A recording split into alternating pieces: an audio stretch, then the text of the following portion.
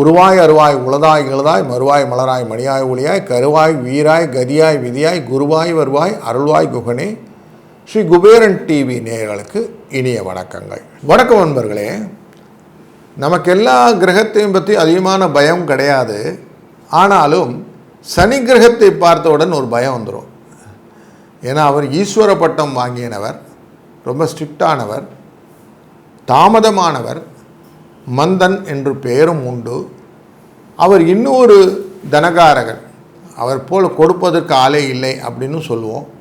ஆனாலும் அந்த 7.5 சனி அப்படிங்கிறது எல்லாருக்கும் ஒரு பயத்தை காட்டக்கூடியதாக இருக்கும். அது உள்ளே வரும்போதும் பாதசனியாய் வெளியே செல்லும் போதும் நமக்கு கண்டினியூஸாக பயங்களை கொடுக்கும் அப்படிங்கிறதும், அவர் இருக்கக்கூடிய இடங்களிலே அர்த்தாஷ்டம சனி, கண்டக சனி, அஷ்டமஸ்தனி, கலத்திரத்தில் சனி, ஏகப்பட்ட சனி பகவானை நிலைகளிலும் நமக்கு பயங்கள் உண்டு. அதனால் பலன்கள் பார்த்து, சார் ரொம்ப கிளியராக இருக்கணும் சார் அப்படின்லாம் இருப்போம். நேர்மையாக இருக்கிறவங்களுக்கு ஒன்றும் பயம் இல்லை. நேர்மை தவறிவர்களுக்கு எப்படியானும் பிரச்சனை பண்ணுவாங்க அப்படின்னு சொல்லுவாங்க. வீடுகளிலும் ஒரு வழக்கம் உண்டு. இப்போல்லாம் ஃப்ளாட் சிஸ்டம் ஆகிடுச்சு. முன்னெல்லாம் இண்டிவிஜுவல் ஹவுசஸ் இருக்கும்போது வெளியிலலாம் எங்கன்னா போயிட்டு வந்துட்டாங்கன்னா காலை குதிகால் அலம்பிக்கிறது அப்படின்னு உண்டு. காலின் பின்புறத்தை நல்லா தண்ணி ஊற்றி தேய்ச்சி அலம்பிப்பாங்க. ஏன்னா சனீஸ்வரன் அது வழியாக தான் உள்ளே வருவார் அப்படின்னு ஒரு கோட்பாடு உண்டு.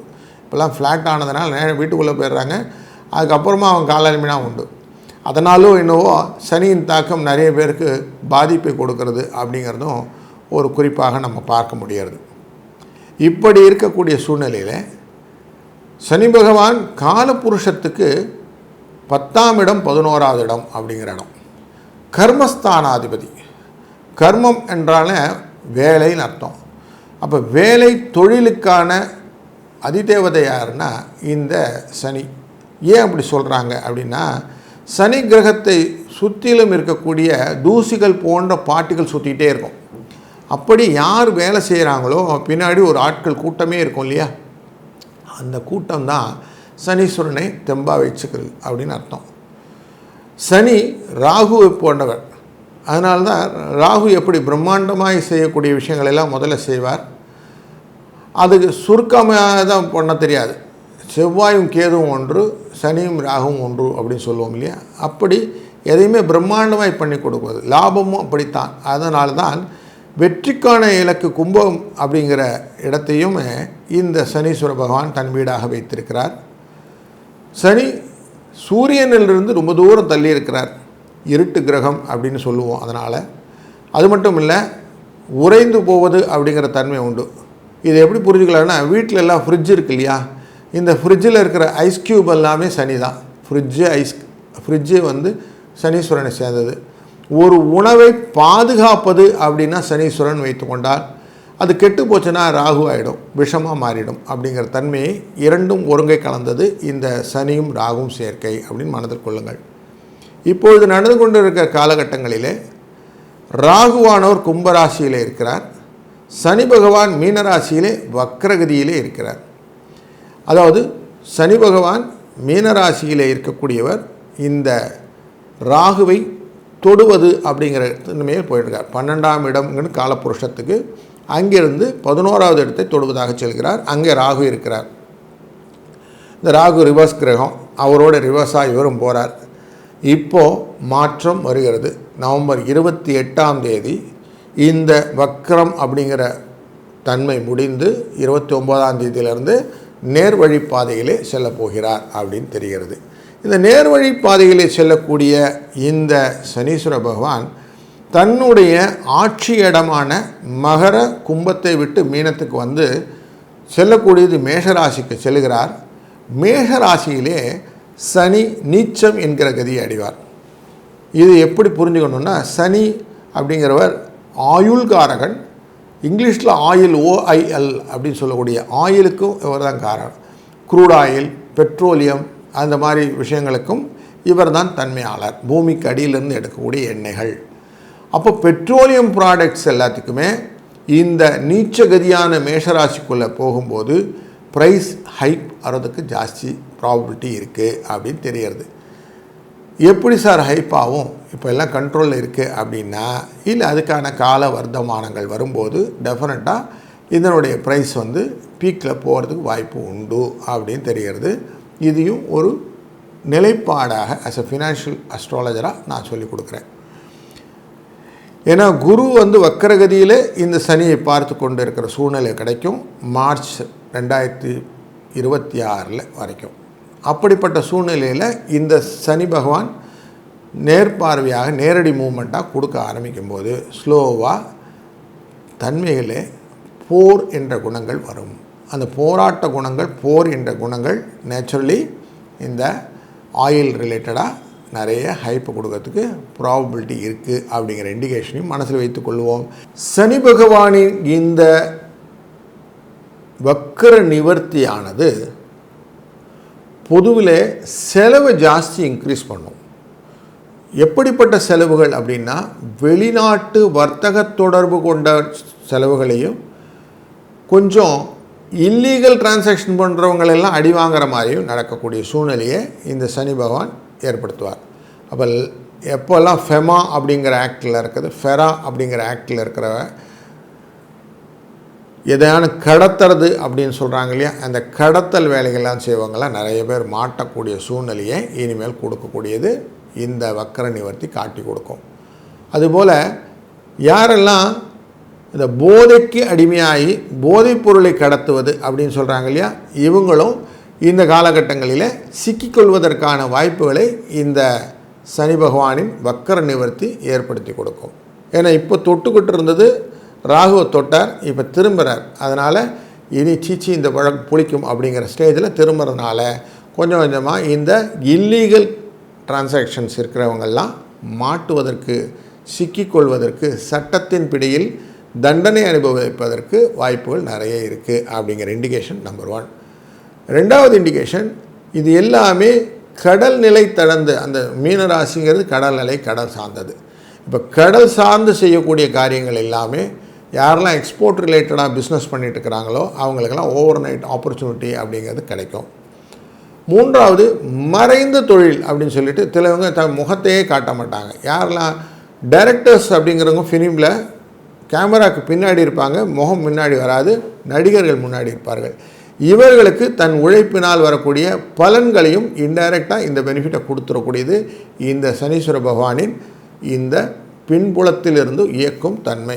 அதனால் இவங்களும் இந்த இடத்துல ஒரு முக்கியமான பங்கை வகிக்கக்கூடிய வாய்ப்புகள் உண்டு. இவங்கள்ட்டே நிறைய பணப்புழக்கங்கள் நிறைய வரும் அப்படிங்கிறது தெரிகிறது. யாரெல்லாம் ரொம்ப கஷ்டப்பட்டிருந்த வாழ்க்கையில் அப்படின்னு சொல்கிறாங்களோ அவங்களுக்கெல்லாம் உழைப்பினால் வரக்கூடிய லாபங்களை நிதர்சனமாக தரக்கூடியது இந்த சனியின் வக்கர நிவர்த்தி பயிற்சி அப்படிங்கிறத ரொம்ப நோட் பண்ணி அடிக்கோட்டு எடுத்துக்கலாம். இதுதான் நிதர்சனமாக இந்த வக்கரத்தின் நிவர்த்தி தரக்கூடிய பலன். இப்படிப்பட்ட சூழ்நிலையில் இந்த கர்மகாரகனான சனியினுடைய வக்கர நிவர்த்தி ஒருவருக்கும் தன்னுடைய இண்டிவிஜுவல் ஜாதகத்தில் எப்படி இருக்குன்னு பார்க்கணும் ஆசை இருக்கும் இல்லையா? வாருங்கள் தொடர்ந்து காண்போம். வணக்கம் மகர ராசி அன்பர்களே. உங்கள் ராசி காலச்சக்கரத்தின் 10ஆம் இடம் கர்மகாரக இடம். அதனுடைய அதிபதி சனி பகவான். அவர் மீனராசியிலே வக்கரகதியிலே உங்கள் ராசியின் 2ஆம் இடத்தை நோக்கி வந்து கொண்டிருந்தவர் இப்பொழுது வக்கர நிவர்த்தியாகி நவம்பர் 28க்கு அப்புறம் 29லிருந்து வக்கர நிவர்த்தியாக ட்ராவல் செய்ய போகிறார்.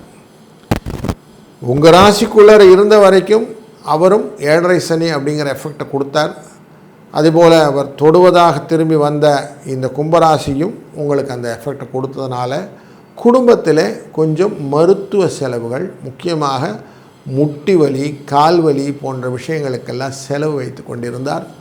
இந்த செலவு இந்த நவம்பர் 29லிருந்து குறையும். தன லாபத்தை பெருக்குவார். பைசா வருவதற்கான வாய்ப்புகள் உண்டு. தன் பார்வையாலே 5ஆம் இடமான ரிஷபராசியை பார்க்கிறார் உங்கள் ராசிக்கு. அங்கே குழந்தைகள் மூலியமாக வரக்கூடிய விஷயங்களும் உங்களால் சில காரியங்கள் தடைபட்டும் சேதப்பட்டும் ஆவதற்கு வாய்ப்புகளையும் ஏற்படுத்துவார். அதனால் கொஞ்சம் இந்த ஆசை ரிலேட்டடான மேட்டர் அப்படின்னு சொல்லுவோம், ஆசைப்பட்டேன் அதனால் மாட்டிக்கிட்டேன்லாம் சொல்லுவோம் இல்லையா, அப்படி தேவையில்லாமல் அதில் போய் மாட்டி செலவு வச்சிடாதீங்க. ஏதாவது ஒன்று செய்கிறேன்னு ஆரம்பித்து அது போய் பாதியில் நின்று ஃபுல்ஃபில் பண்ண முடியாமல் நிற்கிறதுக்கு வாய்ப்பும் உண்டு. தன் பார்வையை 9ஆம் இடமான கன்னிராசி மேலே வைப்பார். அப்போது செய்கிற காரியத்தை ஃபுல்லாக செய்ய முடியாமல் ஆஃப் பேக்டாக நிற்கும் அப்படிங்கிறதும் தெரியும். தன்னுடைய பார்வையை எகெயின் உங்கள் ராசியின் விரயஸ்தானமான தனுசு ராசி மேலே வைப்பார். அப்போ எங்கேயும் மருத்துவ செலவுகளும் உண்டாகும். அதனால் கொஞ்சம் மழை விட்டும் தூவானம் உடலைன்னு சொல்லுவாங்க இல்லையா, அப்படிப்பட்ட நிலை தான் இருக்கிறதுன்றது நல்லா மனசில் புரிஞ்சுக்கோங்க. இதில் எந்த விதத்திலும் உங்களுக்கு சந்தேகம் வேண்டாம். வியாபாரத்தில் எதிர்பாராத சில மாற்றங்கள் ஏற்படும். அதில் உங்களுக்கு சிறு சிறு போராட்டங்கள் இருக்கும். எல்லாம் அப்படியே நம்ம மாட மாளிகை கோட கோபுரமாக கட்டிட போகிறோம்லாம் எண்ணம் கொண்டு நீங்கள் செய்தீர்களானால் சிக்கல் வருவதற்கு வாய்ப்புகள் உண்டு. இதுக்காக மறைமுகமாக உங்களை சொல்லுவான், பத்தியா அற்பத்துக்கு வந்தால் அர்த்தராத்தில் கொடை பிடிச்சிட்டான் அப்படின்லாம் அவங்கள விமர்சனம் செய்வதற்கான வாய்ப்புகளும் உண்டு. கொஞ்சம் எச்சரிக்கையாக இருங்கள். உங்கள் கருத்துக்களை மற்றவர்களிடம் பகிரும்போது எக்ஸ்ட்ராவாக கேர் வச்சு பகிருங்க, கவனத்தோடு பேசுங்க. எல்லாரும் உங்கள்கிட்ட சிரித்து பேசி கவுத்து போடுறதுக்கு ரெடியாக இருக்கிறாங்க. அதனால் விவேகமாக செயல்படுவது அப்படிங்கிறது இந்த காலத்தில் முக்கியமாக வச்சுக்கோங்க. வெளுத்ததெல்லாம் பால் அப்படிங்கிறதெல்லாம் வேணாம். கொஞ்சம் யோசித்து செய்யுங்க. உங்களுக்கு எந்த லெவலில் விட்டாலும் மேலே ஏறி வரீங்க அப்படிங்கிற தைரியம் இருக்குது. ஆனால் அது கமெண்ட்ஸில் வர போகுது எல்லாருக்கிட்டையும். அவன் என்ன சொல்கிறாங்க, அவன் ரொம்ப ஆடுறான் அப்படி சொல்லுவாங்க இல்லையா, அந்த ஆட்டம்ங்கிற வார்த்தை உங்களுக்கு வந்து நின்றுடும். அதனால் ஒரு தடவைக்கு 4 வாட்டி நம்ம செய்கிறது கரெக்ட் தானான்னு செக் பண்ணிவிட்டு முடிந்தவரை டெஃபர் அண்ட் டூ அப்படின்னு சொல்லுவோம் ஆங்கிலத்தில். தள்ளி போட்டு செய்வது நல்லது. ஏன்னா தாமதம் ஒன்று தான் சனீஸ்வரனுக்கு ரொம்ப பிடித்த விஷயம். எதையுமே உடனே செய்யாமல் தாமதித்து செய்ய அது கரெக்டாக ஷேப் ஆகி நல்லதாக இருந்தால் உங்கள் பக்கம் வரும், கெட்டதாக இருந்தால் அதுவாக விலகி போயிடும். அதனால் இந்த டூலை அழகாக மைண்டில் வச்சுக்கோங்க.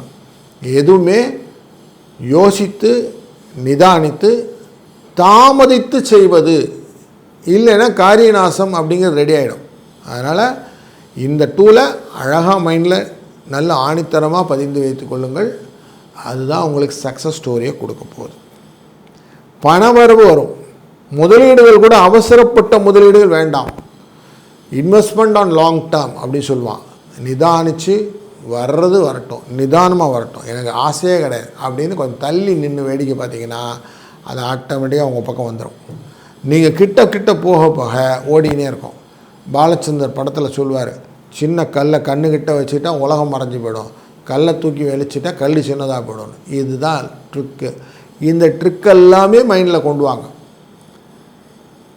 அப்போது நம்ம எந்த பிரச்சனையும் கிட்ட வச்சு உடனே அட்டன் பண்ணோம் வேண்டாம், தள்ளி வச்சுக்கிறேன், நிதானமாக பார்த்துக்கலாம், ஒன்றும் பிரச்சனை இல்லை, இது இல்லைனாலும் நம்ம சமாளிக்க முடியும்னு விட்டிங்கன்னா கடன் சுமை குறைந்து விடும், தொழிலிலே லாபம் பெருகும், வேலை இல்லை அப்படிங்கிற எண்ணங்கள் எல்லாம் போயிடும். நம்ம என்ன வேலை செய்கிறோமோ அந்த வேலை நல்லா தான் இருக்குது, இதிலே கண்டினியூ பண்ணுவோம் அப்படின்னு சொல்லுவோம்.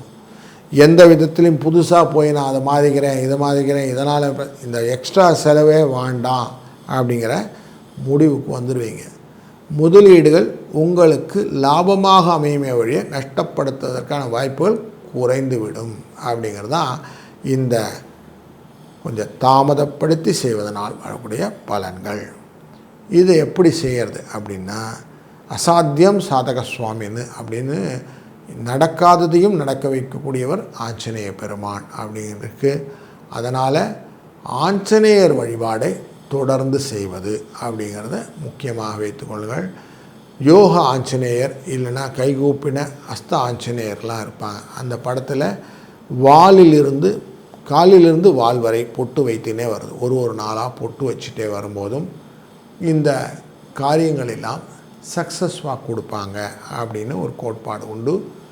அது இல்லைன்னா கூட ஒரு சனிக்கிழமையுமே ஆஞ்சநேயர் கோயிலுக்கு சென்று செந்தூர்னு விற்கும், அந்த செந்தூரை வாங்கிட்டு போய் அவருக்கு அந்த அலங்காரத்துக்கு கொடுத்து விட்டு அவரை நன்னா வழிபட்டு வந்தேறினால் உங்களுக்கான லாபம் நிச்சயமாக உங்களுக்கு வந்து சேரும்.